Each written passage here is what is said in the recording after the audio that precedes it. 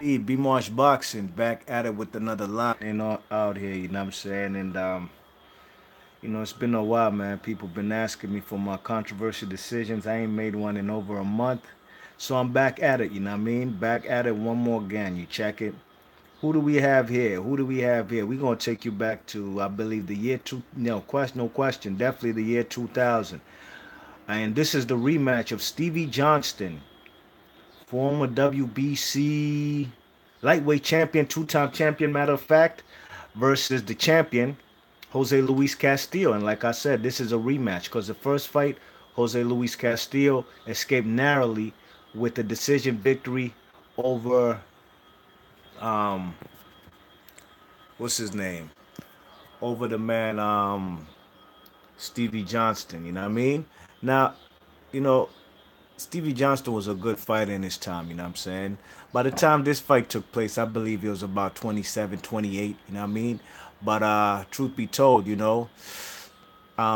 used to be on the pound for pound list, you know what I mean? There was at one point in time, the man Stevie Johnston was the best lightweight in the world. Him and actually it was either him or what's his name, Shane Mosley. Matter of fact, Shane Mosley was even ranked higher. He was number one, and this guy was number two, Stevie Johnston. But by the time Shane Mosley had left the division, um, Stevie Johnston was the number one man in the division. You know what I mean? Both guys were on the pound for pound list. That was a fight I did want to see back in the G.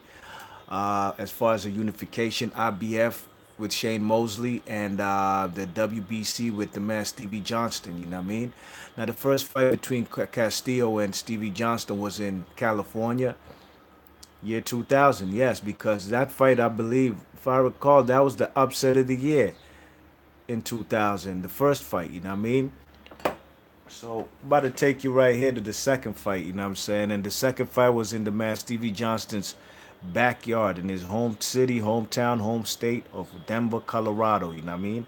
Now, like I said, man, this guy Jose Luis Castillo was a guy who was relatively unknown at that juncture when he fought the man I'm sorry, Stevie Johnston. He had already had four losses, fought most of his career in Mexico, fighting against guys we had never heard of. You know what I'm saying? Um, but he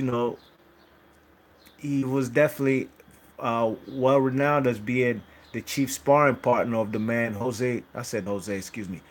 Julio Cesar Chavez, Chavez Sr., you know what I mean? The great Mexican legend, arguably the greatest fighter ever out of Mexico. So he got good sparring, good work fighting against the legend in sparring, and he achieved a dream and becoming the first, what you call it, becoming a champion when he beat Stevie Johnston in the first fight. I personally had Stevie Johnston winning that fight narrowly. I think that fight there was like, if I recall, there was Stevie Johnston had a rabbit punch, hit the man Castillo behind the head, and I think that's what ultimately cost him the fight. You know what I mean? But I had it 7-5 if I recall. I had that fight 114 to 113 in favor for Stevie Johnston. Just like the fights that Stevie Johnston, his first loss versus Cesar Bazan, the guy from another top-ranked lightweight from the late 90s, a guy who from Mexico. I had Stevie Johnston winning both fights. You know what I'm saying? When they both fought, especially the first time. You know what I mean? So let's get into it. You know what I'm saying? Let's get into it. The first round, the man Stevie Johnston's boxing, as you can see. You know what I'm saying? He's throwing body shots. He's staying on the outside. And he's backing up the man Castillo at points and times in this first round. You know what I'm saying? Uh, Obviously, if you watch the first fight, what made the first fight close was the fact that Stevie Johnston ain't fight the kind of fight he wanted. The man dictated the pace as far as Jose Luis Castillo dictated the pace and was working on the inside, and that was a place that the man um, that was inside game was not the man Stevie Johnston's comfort zone. You know what I mean? And he got outworked. You know what I'm saying? But I still had him winning the fight closely, narrowly. But if you had it for Castillo, I ain't mad at you. Round two was a close round. You know what I'm saying? Stevie Johnston is catching with the flush left hands, you know what I'm saying? Straight left hands. This is a southpaw versus an orthodox fight, as you can see. And the man Stevie Johnston, I thought he won round two. He landed more punches. You know what I mean? But the man Castillo is closing the distance, and he's trying to work on the inside. And he lands some punches on the inside, but he is mostly smothering his work. I see Jamal Valencia in the chat. What's happening, big man? How you doing, man? He says it's a shame there's so much corrupted score decisions in the sport of boxing. Yeah, it's a damn shame, man. That's why, boxing's a subjective sport. If me, you, and a buddy of yours are watching the fight, that's the only fair way to score a fight, because I could call it by myself and say, oh, so and so won. That's why we have three judges, you know what I mean? Because three judges going to be seeing three different things. You check it. But I absolutely agree with you, Jamal Valencia. All right. Round three was a close round. You know what I'm saying? The man Castillo, he was closing the distance like he did in round two, and He was fighting on the inside. You know what I mean? He was landing left hooks and on the man Stevie Johnston. You know what I'm saying? Flush left hooks, and now he got the man Stevie Johnston on the inside, a place where Stevie Johnston isn't quite comfortable. You know what I'm saying? But round three and round two were close rounds, but let me see what I gave. I gave Stevie Johnston the first three rounds. You know what I'm saying? Yeah, I gave him the first three rounds. All right. So round four, the man Castillo, he's round four through six. Actually, quite. I gave them those four, five, and six, those three rounds to the man Jose Luis Castillo. You know what I mean? He was working on the inside. He was snapping the man Stevie Johnston's head back with flush right hands. You know what I mean? Snapping his neck back, and he was definitely the more busier fighter. You know what I mean? And that was definitely the tail of the tape, and what was happening in between the ropes between Castillo and Johnston in both fights.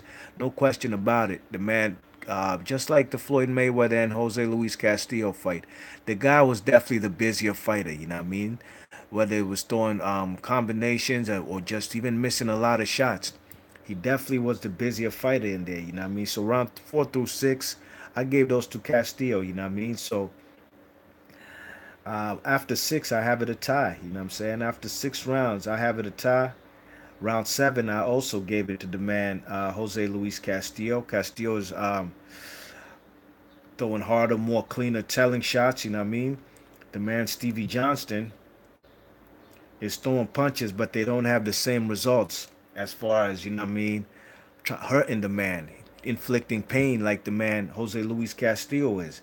And, Jose Luis Castillo even drew blood in that round. Round seven, the man Stevie Johnston is bleeding through the nose, you know what I mean? And that was definitely the difference between these two guys, you know what I mean? The man coming into this fight, I believe Jose Luis Castillo was 41-4, and out of those 41 victories, 37 were by KO. So he definitely was the more knockout puncher, as opposed to the man Stevie Johnston, who I believe at this juncture was like 30 wins and 2 losses. I can't quite remember his knockouts. But Stevie Johnston wasn't quite the knockout puncher. You know what I mean? He'd go in close decisions when he got his world title versus Jean Baptiste Mendy.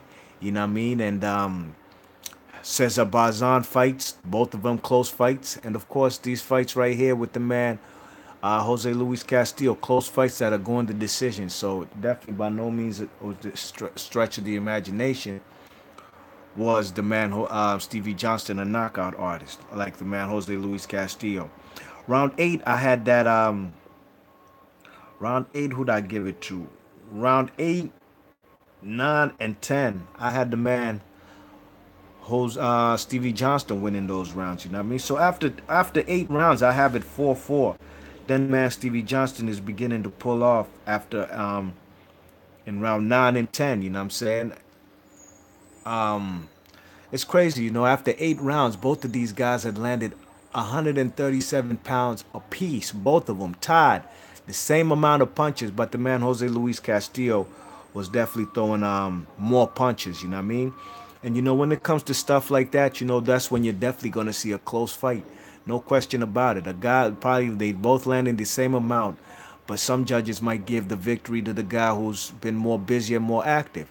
I personally tend to give it to the guy who throws less punches but landing more or the same, because he's obviously using defense to make this guy miss a lot of shots. You know what I'm saying? And that was definitely what I seen happening in round 8 through and 9 and 10. In round 8, Stevie Johnston had more pep in his step, you know what I mean? And is tagging the man Castillo with left hook, flush left hands, and using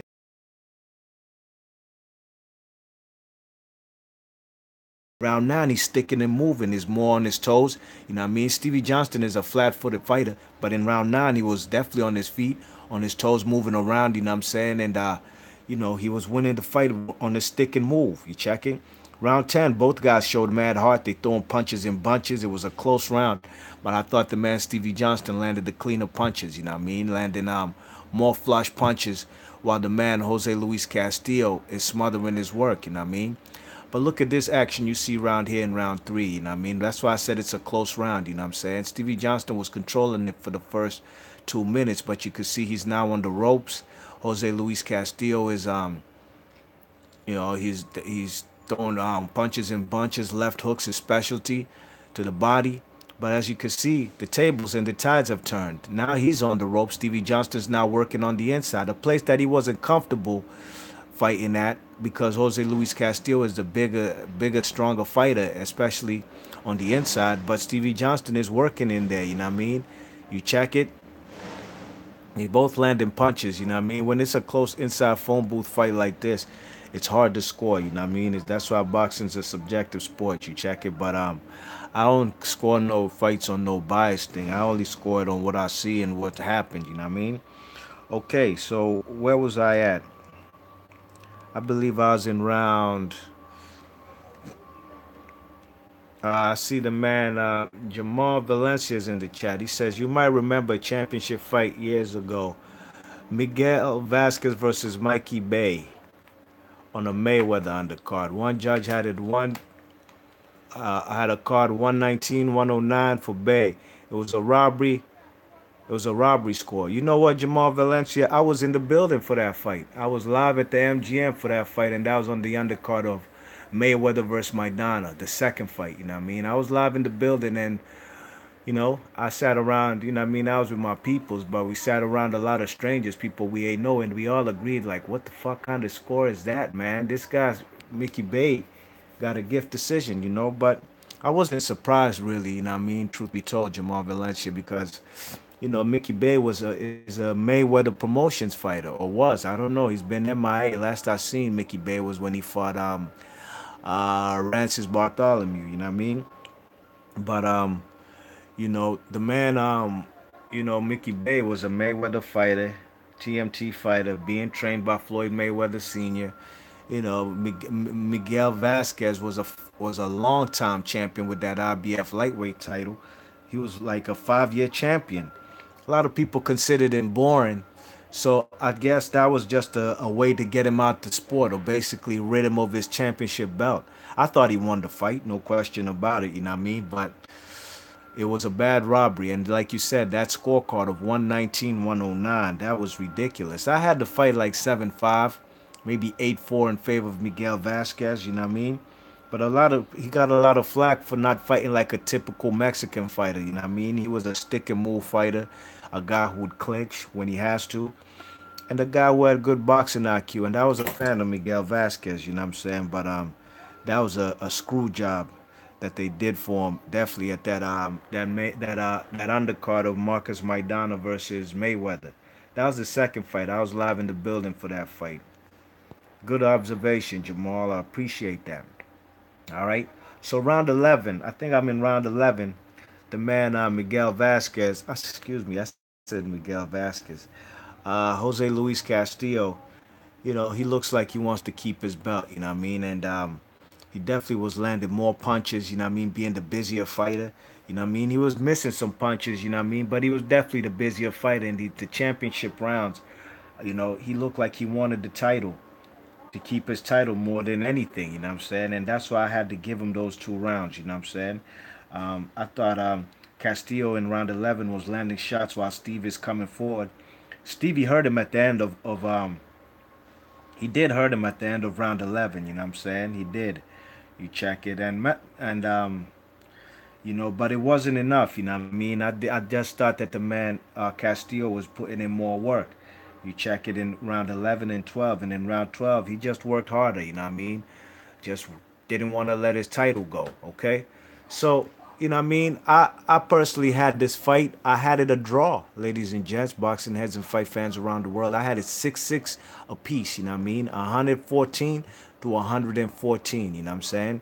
I had it a draw. I just thought nobody really won this fight. And with that being said, I thought that the man Jose Luis Castillo should he retains his belt, being that it was a draw. You know what I mean?